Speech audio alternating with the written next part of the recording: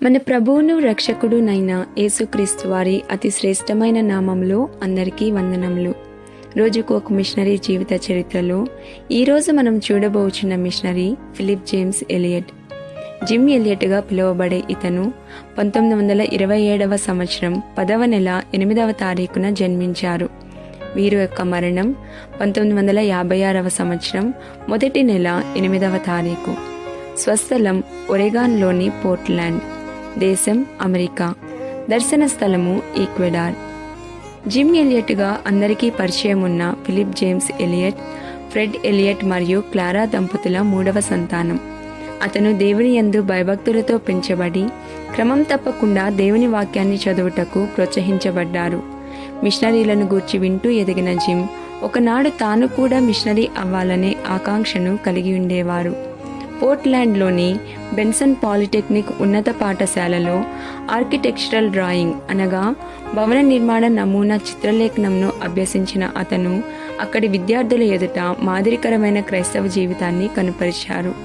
తదుపరి వీటన్ కళాశాలలో చదువుతున్నప్పుడు 1948 సంవత్సరంలో ఇల్లినాయిస్ విశ్వవిద్యాలయంలో ఏర్పాటు చేయబడిన ఇంటర్నేషనల్ స్టూడెంట్ మిషనరీ కన్వెన్షన్ అంతర్జాతీయ విద్యార్థుల మిషనరీ సదస్సులో జిమ్ పాల్గొన్నారు.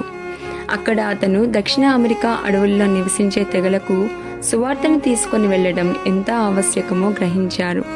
అటు పిమ్మట అతను 1950వ సంవత్సరంలో విలియం కామెరాన్ టౌన్సెండ్ యొక్క క్యాంప్ విక్లిఫ్లో చేరి స్థానిక భాషను లిపి సంకేతాలలోనికి ఏ విధంగా సంక్షిప్తపరచవలనో నేర్చుకున్నారు. ఆ సమయంలోనే ఈక్వెడార్లో ఉన్న ఆకా ఇండియన్స్ గురించి తెలుసుకున్న జిమ్ వారికి సువార్తను ప్రకటించుటకు దేవుడు తనను పిలుస్తున్నట్లు గ్రహించారు. ఎన్నో నెలల పాటు ప్రార్థనలో కనిపెట్టిన తరువాత 1952వ సంవత్సరంలో తన స్నేహితుడైన పీట్ ఫ్లెమింగ్తో కలిసి ఈక్వెడార్లో అడుగుపెట్టారు జిమ్.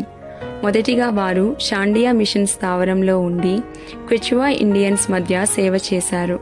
క్వెచువా ప్రజల మధ్య ఫలవంతమైన పరిచర్య చేసిన తరువాత హువారాని తెగను సంధించుటకు జిమ్ సిద్ధమయ్యారు. క్రూరులు అని అడ్డాన్నిచ్చే ఆకా అనే పేరుతో పిలువబడే ఈ తెగ ఎంతో ప్రమాదకరమైన తెగగా పరిగణించబడేది. కాబట్టి ఎడ్మెక్ కల్లీ, రోజర్ యూడెరియన్, పీట్ ఫ్లెమింగ్ మరియు వారి విమాన చోదకుడు అనగా పైలట్ అయిన నేట్ సెయింట్తో కలిసి పైన విమానంలో నుండి బకెట్టులో బహుమతులను క్రిందికి అందించుట ద్వారా ఆ తెగవారితో సహవాసాన్ని ఏర్పరచుకున్నటకు జిమ్ పలు మాసంలు యత్నించారు.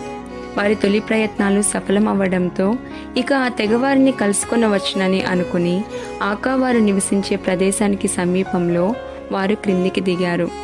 4 రోజులు నిరీక్షించిన తరువాత ఆ తెగకు చెందిన నాన్ కివి అనే వ్యక్తి మరో 2 స్త్రీలతో వారిని కలుసుకొనగా ఆ మిషనరీలు వారితో స్నేహాన్ని పెంపొందించుకొనుటకు ప్రయత్నించారు.